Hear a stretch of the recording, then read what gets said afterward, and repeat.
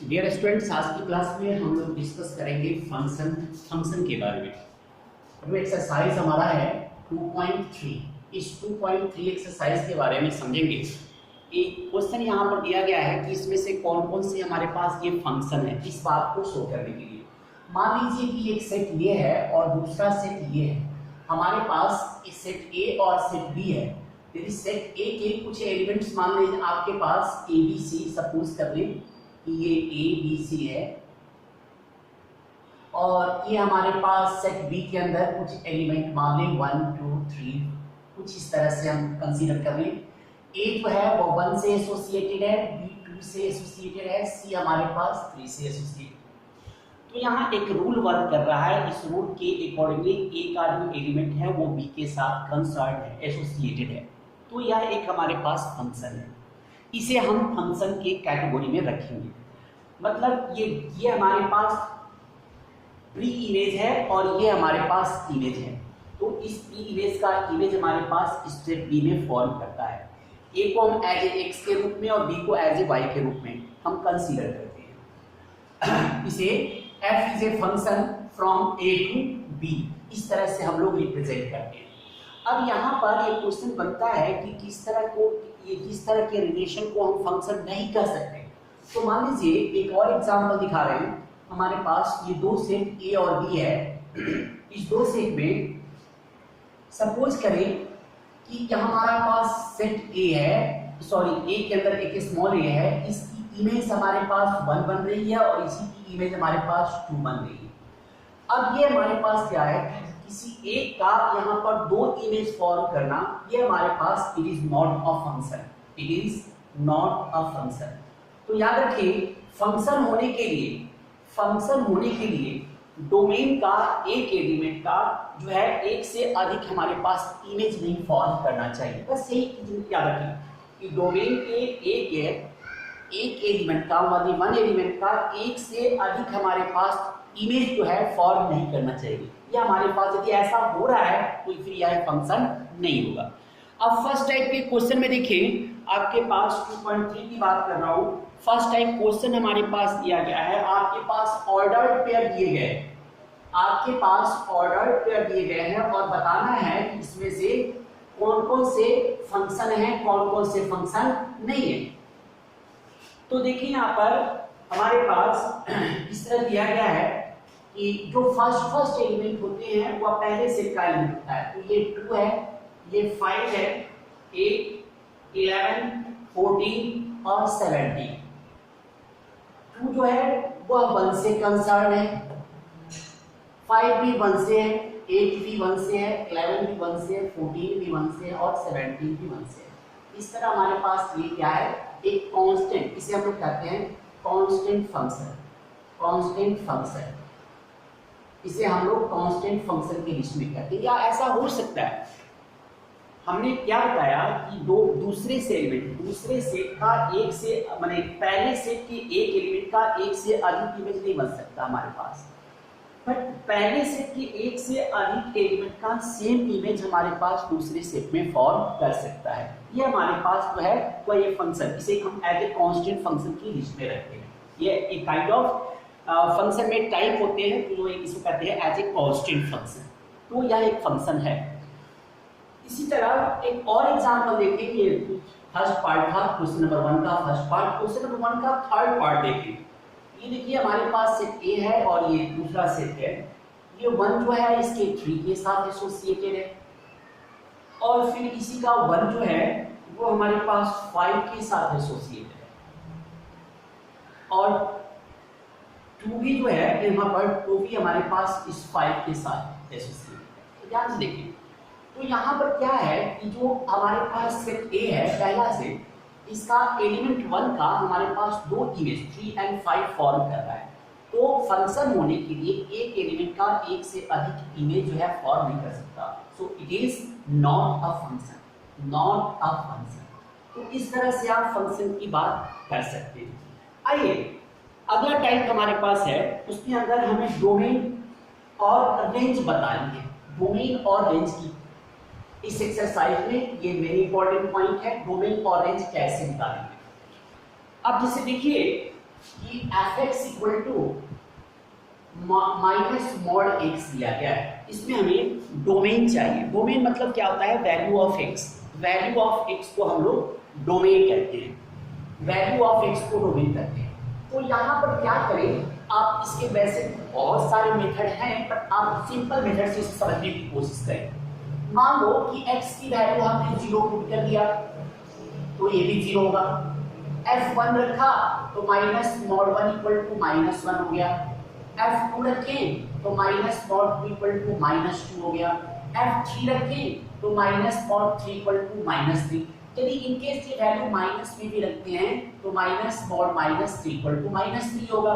Mod minus 2 रखें तो minus में ये वैल्यू माइनस 2 होगा। क्या देख रहे हैं कि जो x की वैल्यू है आप कुछ भी रखें, जो y की वैल्यू है क्या है, निगेटिव फॉर्म कर रहा है।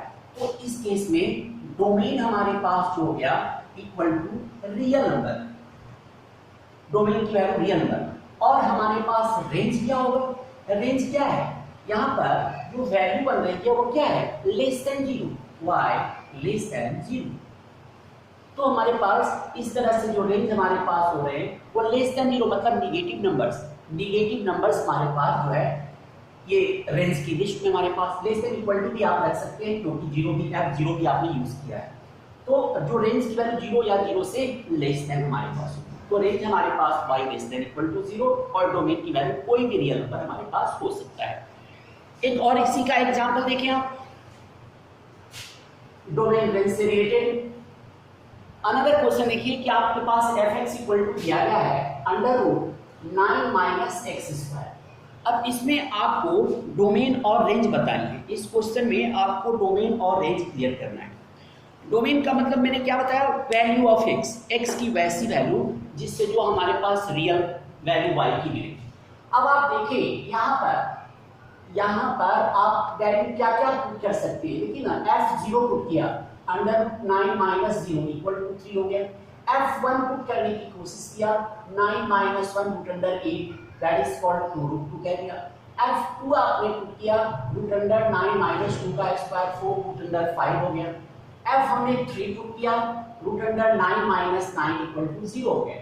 इसी तरह हम इसकी वैल्यू -1 भी पुट करें तो 9 माइनस 1 का square that is called 2 root 2 होगा। f माइनस 2 पुट कर रहे हैं, क्या मिले हमारे पास, तो 9 minus 4 equal to root under 5। f की वैल्यू -3 पुट कर रहे हैं तो root under 9 minus 9 equal to 0। लेकिन f की वैल्यू यदि -4 पुट करेंगे तो क्या आएगा, 9 माइनस 16 जो कि निगेटिव नंबर आ गया, क्योंकि that is called iota form होगा, तो not real, is called not real, real हमारे पास नहीं है हमारे पास, तो इस वैल्यू को कंसीडर नहीं करेंगे। तो x की किन वैल्यू को कंसीडर किया, तो इस तरह हमारे पास डोमेन की लिस्ट में बन गई x की वैसी वैल्यू -3 -2 -1 0 1 2 3, ये हमारे पास डोमेन हो गए। इसको और कैसे, x such that x belongs to R और x greater than equal to -3 less than equal to +3, ये हमारे पास डोमेन की वैल्यू। इसी तरह आपसे इसमें रेंज की बात की जाए, रेंज देखकर आपको बताइए, range equal to value of 5। Range के अंदर क्या क्या है आपके पास, 3 मैक्सिमम आई है, फिर मिनिमम 0 तक गया, फिर इसे देखिए, फिर जो है माइनस भी रखने पर मिनिमम हमारे पास 0 तक आया। तो range equal to y such that y belongs to R और y की जो वैल्यू है वह greater than equal to 0 less than equal to 3, ये हमारे रेंज कहे जाएंगे। तो इस तरह से हम डोमेन और रेंज की चर्चा कर सकते हैं। अब इसमें एक एग्जांपल और मैं आपको समझाता हूं जिसमें सिर्फ आपको डोमेन निकालने के लिए कहा जा रहा है। इस क्वेश्चन में सिर्फ डोमेन फाइंड आउट करनी है। एक क्वेश्चन हमारे पास है, जैसे fx equal to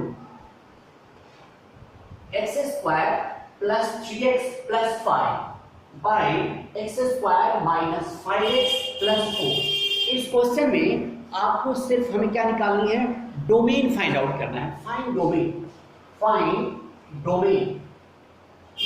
find out करनी है इस क्वेश्चन के लिए। अब देखिए सबसे पहले क्या करें कि इस डिनोमिनेटर का अलग से फैक्टर निकाल दीजिए, x square minus 5x plus 4, जिसे आप कह सकते हैं x minus 4 into x minus 1। आप सिंपल वे में मिड टर्म स्प्लिटिंग से आप वैल्यू निकाल सकते हैं x की।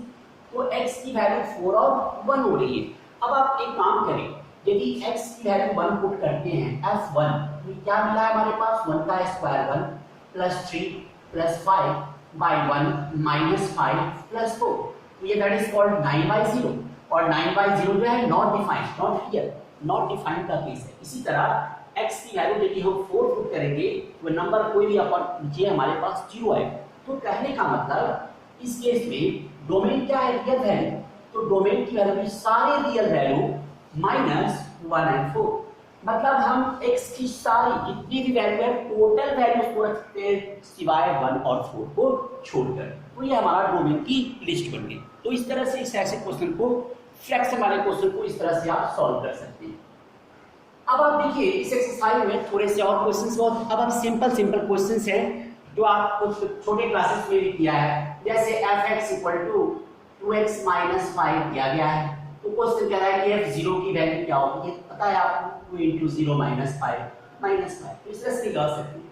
इसी तरह मान लीजिए अगला क्वेश्चन tc = 9c/5 + 32 है, और tc की वैल्यू हमारे पास यदि 212 किया गया है, tc = 212 है, तो हमें यहाँ पर क्वेश्चन में क्या कर रहा है, c की वैल्यू क्या होगी, इक्वल टू 9c/5 + 32, 32 इधर ले आइए, 212 - 32, 9c/5 सॉल्व कर लेते हैं, 0 8 180 = 9c/5, क्रॉस मल्टीप्लाई कर रहे हैं इसको, तो 9c = 180 × 5, तो c की वैल्यू 180 × 5/9, 9 से कट कर दिया, 9 × 2 = 18, 20 हो गया, 25 = 100।